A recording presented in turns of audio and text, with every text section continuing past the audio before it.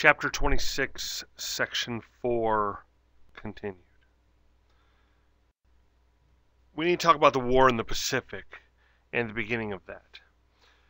As we've mentioned before, the militaristic leaders in Japan were looking to take more land, and they were increasing their holdings in Asia and the Pacific.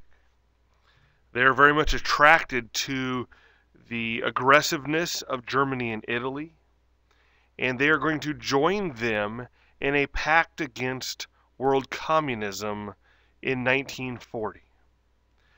Japan becomes the third member of the Rome, Berlin, Tokyo axis.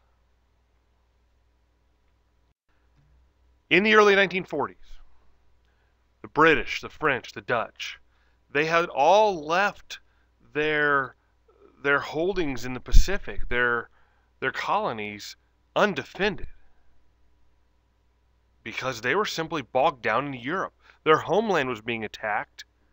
They couldn't worry as much about their colonies.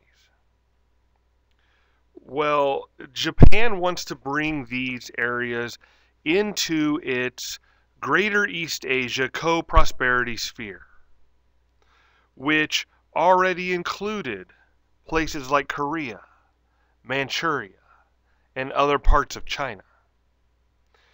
It was this sphere that was supposed to supply Japan with the resources that it needed. And basically the only country in the world in a position to possibly stop Japan was us. We were the only country not bogged down in Europe. So we begin limiting our trade with Japan. We banned the export of war materials to Japan. We froze Japan's assets here in the U.S., but of course Japan returned the favor by freezing our assets in areas they took control of. Japan's Prime Minister was Hideki Tojo. And Tojo was committed to Japan expanding its sphere. Now, throughout 1941, we had been having diplomatic discussions with Japan.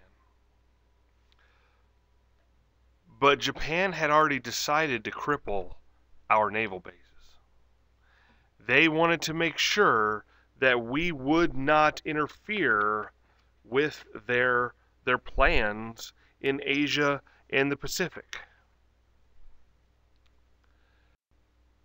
And that brings us to December 7th, 1941. A date that will live in infamy, it was called by FDR. Japanese aircraft carriers had been heading towards the island of Oahu in Hawaii. These aircraft carriers did not come from the direction of Japan. They took a roundabout way, they went up to the north and were coming down from the top. We had lost the Japanese carrier fleet a while before this. We couldn't find them because they were where we didn't expect them to be.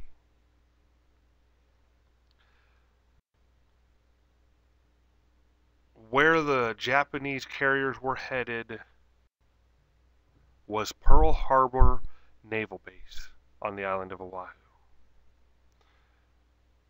Now, we had picked up coded messages before this that had hinted that something somewhere could happen.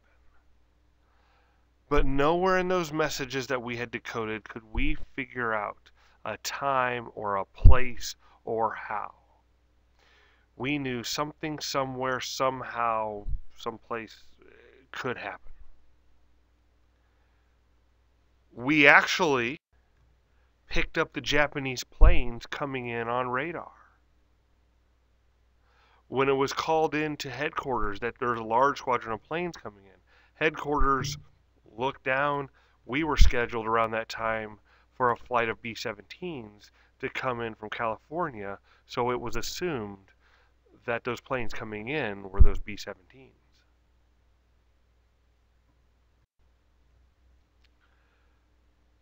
The attack comes in two waves.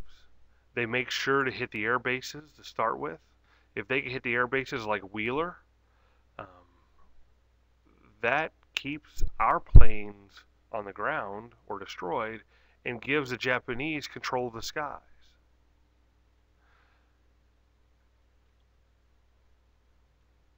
And then they head to Pearl Harbor, the headquarters of our Pacific Fleet.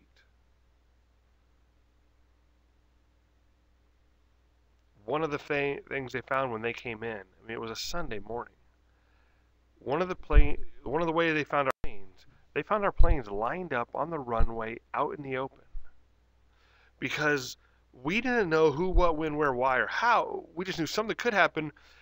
The common thought in Japan, or the common thought in Hawaii, was that Japan might try to get spies to sabotage our planes.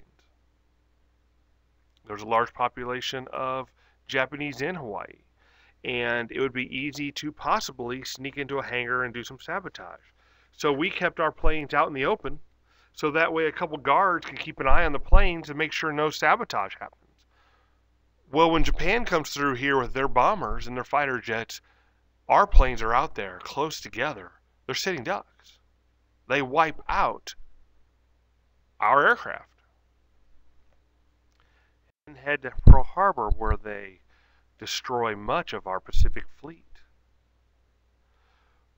We were lucky in the fact that our aircraft carriers were not in port that day. They were out performing exercises out to sea, much to the disappointment of the Japanese.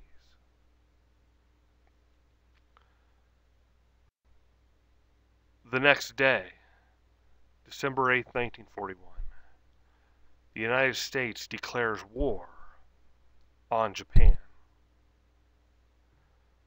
5 days later,